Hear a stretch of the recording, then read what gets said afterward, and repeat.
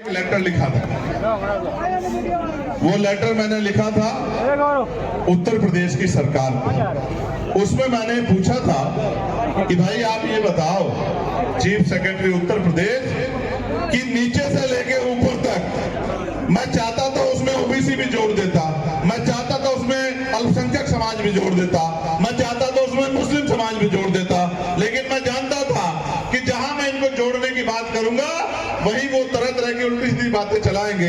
इसलिए मैंने वो कोरा खत लिखा कि सीधे पहले जिम्मेदारी से बात की जाए, SC ST के हालात के बारे में जाना जाए। मैं जानता हूं क्या हालात है, लेकिन मैं चीफ सेक्रेटरी के जवाब का इंतजार कर रहा हूं। मैंने पूछा है कितने प्रमुख सचिव हैं SC ST के, उत्तर प्रदेश के सचिवालय में बताने का काम करो। बताओ कितने अपर सचिव हैं उत्तर प्रदेश के जो मुख्य पदों पे की पोस्ट पे आपने बिठाए हैं, इसका डाटा मैंने मांगा है। मैंने डाटा मांगा है कि 18 कमिश्नरियों में कितने कमिश्नर SC ST के, मैंने डाटा उनसे मांगा है। मैंने डाटा उनसे मांगा है कि उत्तर प्रदेश में 75 जिलों में कितने SP और SSP हैं SC ST समुदाय के, जिनको आपने चार्ज दिया है। ये डाटा मैंने उनसे मांगा है। मैंने डाटा उनसे मांगा है कि 75 जिलों में कितने DM, कितने ADM, कितने SDM, कितने कानूनगो, कितने तहसीलदार आपने SC ST के इन वर्गों के लोगों को जो है कर्मचारियों को बनाने का काम किया है। मैं इस सरकार से जानना चाहता हूं, जो सरकार वादे करते कटेंगे तो बटेंगे। हमें कटने बढ़ने की जरूरत नहीं है, हमें तो पढ़ने की जरूरत है, अपने महापुरुषों को पढ़ने की जरूरत है और पढ़ के आगे बढ़ने की जरूरत है। साथ साथ चलेंगे, पढ़ेंगे और आगे बढ़ेंगे, लेकिन किसी की साजिश का शिकार नहीं होंगे। ये कटने बटने वाले लोग, बहुत मुझसे पहले भाई ने बताया था, ये कटने काटने बांटने वाले लोग, बताओ इस व्यवस्था को किसने बनाया? किसने छुआछूत बनाई? किसने ऊंच नीच बनाया? किसने वर्ण व्यवस्था बनाई? किसने जाति व्यवस्था बनाई? किसने काटा, किसने बांटा? और हम तो जब चुप थे, जब हम अपने अधिकार की बात करते थे, तो भी हम लोग इस देश में कटते थे और आज भी हम लोग इस देश में कट रहे हैं। अब हम कटेंगे नहीं और बटेंगे भी नहीं, अब हम बढ़ेंगे और आगे बढ़ेंगे, अपने अधिकार छीन के ले लेंगे और किसी भी कीमत पे अब रुकने वाले नहीं है। यही संदेश मैंने जो है मुख्यमंत्री जी को भेजने का काम चीफ सेक्रेटरी के माध्यम से किया है। आज मैंने एक और लेटर लिखा, उसमें मैंने पिछड़े वर्ग के कर्मचारियों के विषय में मुख्यमंत्री चीफ सेक्रेटरी से पूछा। ये कागज का पन्ना है, लेकिन ये चोट कहाँ लग रही है, आप मेरी बात को याद रखना। मैं आपको दिखाऊंगा। क्या तो चीफ सेक्रेटरी जवाब नहीं देंगे, अगर जवाब नहीं देंगे तो मैं पार्लियामेंट में इस क्वेश्चन को पुटअप करूंगा और मैं SC ST वेलफेयर कमेटी का मेंबर हूं। मैं सरकार से जवाब मांगने का काम करूंगा। एक मेंबर ऑफ पार्लियामेंट को आप रिप्लाई नहीं कर रहे हो, जवाब नहीं दे रहे हो, स्थिति नहीं बता रहे हो, आंकड़े नहीं दे रहे हो, तो आम आदमी को आप क्या बताओगे? फिर अगर जवाब दे दिया तो जवाब इतना खोखला है कि आप देख के डर जाओगे कि नामचारे के अधिकारी कर्मचारी भी SC ST OBC के पोस्टिंग नहीं। और अगर कोई है तो उसे ये कहा गया है कि अगर SC ST OBC समुदाय के लिए काम करोगे तो अगले दिन चार्ज पे नहीं रहोगे, चार्ज पे वो रहेगा जो हमारे हिसाब से काम करेगा।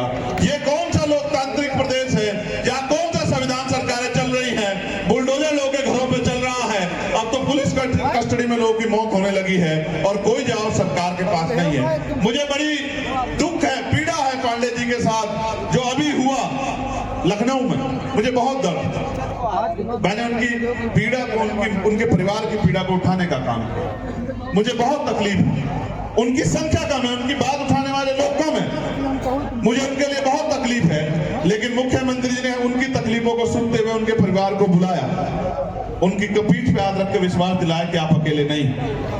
उनकी 10 लाख रुपए की मदद भी की, कार्रवाई का भरोसा भी दिया, लेकिन वही अमन सोनकर रहता है बहुत थोड़ी सी दूरी पे। लेकिन अमन सोनकर उनके परिवार को नहीं बुलाया, उसकी भी पुलिस द्वारा हत्या हुई।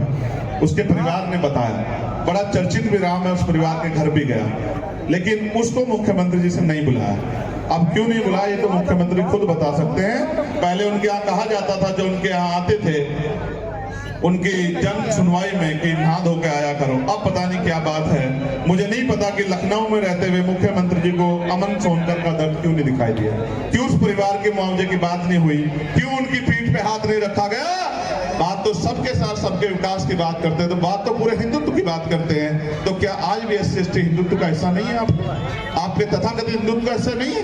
इसका जवाब मुख्यमंत्री को देना चाहिए।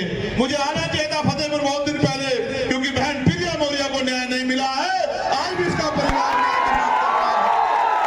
मैंने वादा किया था, मेरे आने के पीछे कारण था कि मुझे बहन प्रिया मौर्य के परिवार से मिलना है। आज मैं मिलूंगा उस परिवार से, लेकिन मैं मिला शिवम कोरी के परिवार से, जिसके नखून खींच लेंगे। आपको जानकर अचरज होगा कि सिस्टम काम कर रहा है।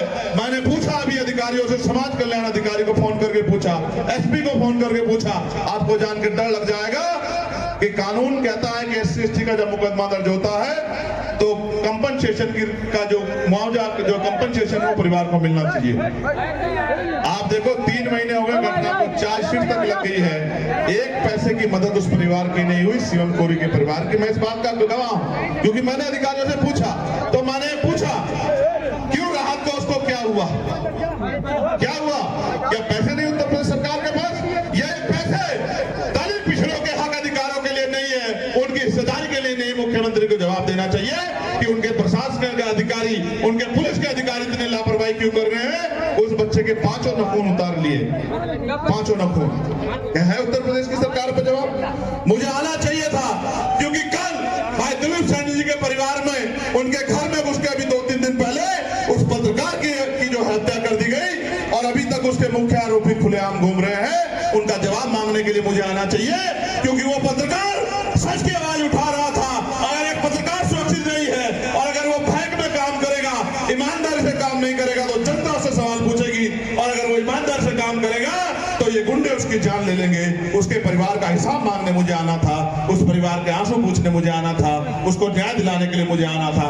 मैं आपके बीच में हूं, और मैं कहना चाहता हूं, अभी तो 2 ही पत्र जारी हुए हैं। अभी तो पूछा जाएगा सरकारी ठेकों में SC/ST OBC को क्या हिस्सेदारी सरकार दे रही है, या इनके मुखोटे मुख्यमंत्री, उप मुख्यमंत्री या जो मंत्री बनाए हैं, ये सिर्फ इस समाज की वोटें लेने का काम कर रहे हैं। इस बात का जवाब भी सरकार को देना पड़ेगा। अभी तो जातिवार जनगणना पे सवाल पूछा जाएगा कि जातिवार जनगणना कब शुरू करा रहे हो। अभी तो बहुत सब कुछ पूछना है। अभी तो ये भी पूछना है कि आपने प्रधानमंत्री जी 2014 की सरकार में आने से पहले कहा 2013 में कि मंडल कमीशन की सभी सिफारिशें लागू करोगे। वो मंडल सभी कमीशन की सिफारिशें कब लागू होंगी? मैं तो पूछना चाहता हूँ, जातिवार जनगणना कब होगी? मंडल कमीशन की सिफारिशें लागू कब होगी? और अभी तो गौर से सुनना, अभी तो निजी क्षेत्रों में आरक्षण लेना है। मेरी बात को आप याद, आप करो सरकारी क्षेत्रों में निजीकरण करके आरक्षण खत्म। अगर हम में दम होगा बहुजन समाज के लोगों में, तो निजी क्षेत्रों में आरक्षण लेके दिखाएंगे सरकार। और अगर ये वास्तविकता में बहुजन समाज ठान ले, तो मैं लिख के देता हूं, किससे मांगना भाई? लोकतंत्र है, जिसके पास वोट है उसकी ताकत है, जिसके पास ताकत है उसके कलम में अधिकार है, और जिसके पास अधिकार है उसकी कलम में इतनी पावर है कि कुछ भी मांगने की जरूरत नहीं, बस कलम चलाओ, अधिकार ले लो।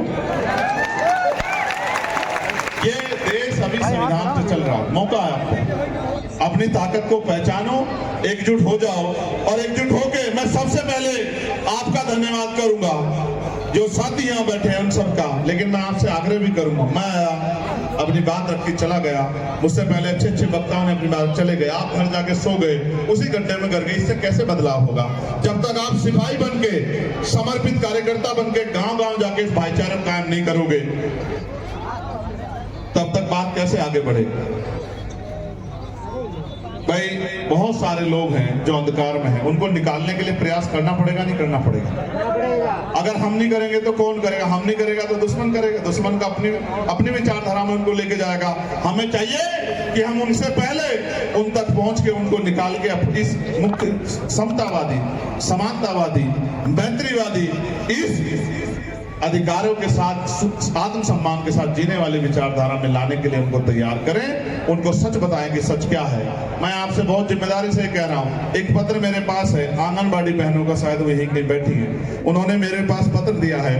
मैं उनको विश्वास, आपने पार्लियामेंट में सुना भी होगा, मैंने आंगनबाड़ी बहनों के वेतन वृद्धि की मांग उठाई, मैंने भोजन माताओं के वेतन वृद्धि की, मैंने आशा बहनों के वेतन वृद्धि, और मैं आपको विश्वास दिलाता हूं ये निकम्मी सरकारों को पहले तो हम नाक में दम कर देंगे, और अगर ये फिर भी नहीं मानी तो मैं आपको वचन देकर कहता हूं, मेरी बात याद रखना, हमें मौका मिलेगा तो मिनिमम 21,000 रुपए वेतन हम जो है आशा आंगनबाड़ी बहनों को दिलाने का काम करेंगे। इस बात की मैं आपको गारंटी देता हूं।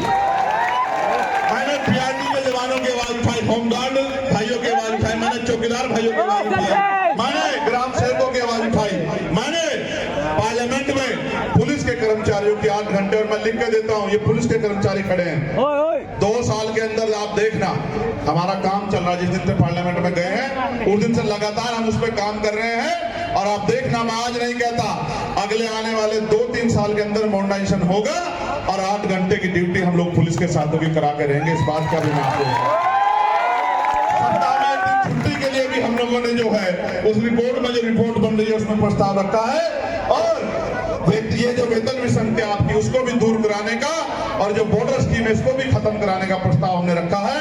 हम सबके लिए कोशिश कर रहे हैं।